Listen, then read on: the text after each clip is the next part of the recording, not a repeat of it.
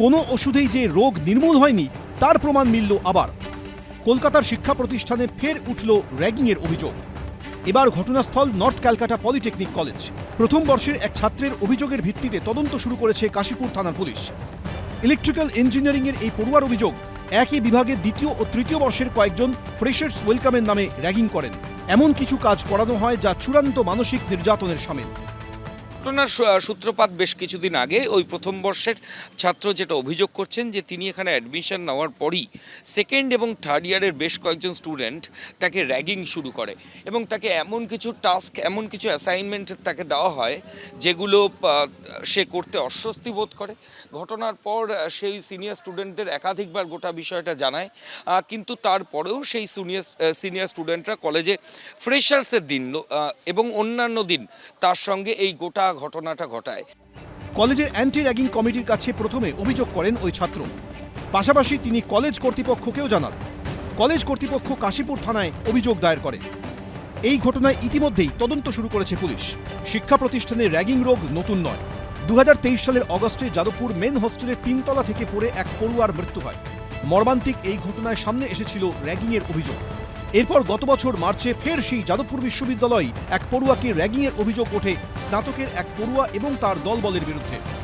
চাঞ্চল্যকর বিষয় হলো, অভিযোগকারী দাবি করেন 2023 সালে পড়ুয়া মৃত্যুর ঘটনাতেও অভিযুক্ত ছিলেন এই স্নাতকের পড়ুয়া।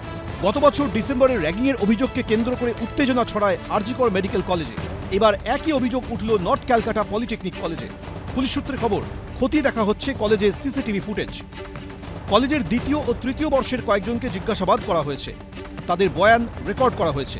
পাশাপাশি কলেজ কর্তৃপক্ষের সঙ্গেও কথা বলা হয়েছে। ময়ূর ঠাকুর চক্রবর্তী, এবিপি আনন্দ, কলকাতা।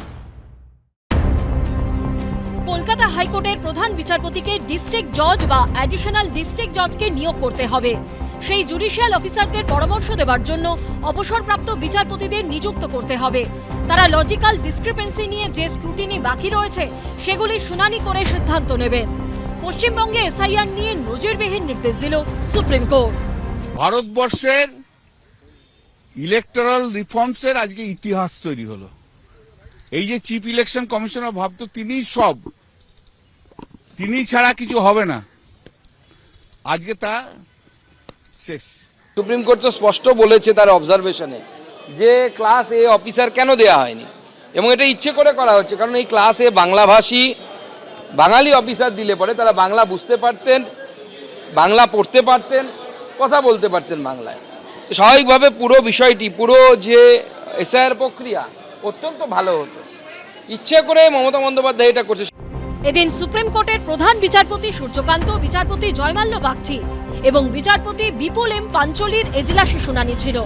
গ্রুপ বি অফিসার নিয়োগ থেকে আইন শৃঙ্খলা, দুই প্রসঙ্গই উঠে আসে এদিনের শুনানিতে। গ্রুপ বি অফিসার দেওয়া নিয়ে এদিনও কমিশন অসন্তোষ প্রকাশ করায় প্রধান বিচারপতি এদিন বলেন, আমরা আশা করেছিলাম যে রাজ্য সরকার সহযোগিতা করবে, আমরা আশাহত। পাশাপাশি আইন শৃঙ্খলার প্রসঙ্গ উঠলে প্রধান বিচারপতি জানতে চান, ডিজিকে যে নির্দেশ দিয়েছিলাম সেটার কি হলো। উত্তরে মমতা বন্দ্যোপাধ্যায়ের আইনজীবী কপিল সিব্বল জানান, হলফনামা দাখিল করা হয়েছে। যদিও কমিশনের তরফে অভিযোগ করা হয় প্রকাশ্যে হুমকি দেওয়া হচ্ছে, কিন্তু পুলিশ কোনো পদক্ষেপ করছে না। যার প্রেক্ষিতে প্রধান বিচারপতি বলেছেন, ডিজি যদি পদক্ষেপ না করেন তাহলে কিন্তু কড়া পদক্ষেপ করা হবে।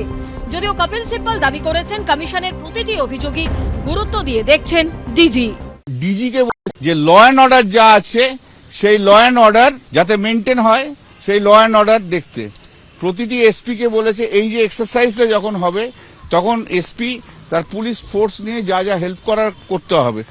ডিজির ভূমিকা নিয়ে উনি উদ্বেগ প্রকাশ করেছেন এবং আমার মনে হয় উদ্বেগ প্রকাশ যেটা করেছে সেটা গোটা বাংলার মানুষ নয়, ভারতবর্ষের মানুষ উদ্বেগ প্রকাশ করছে।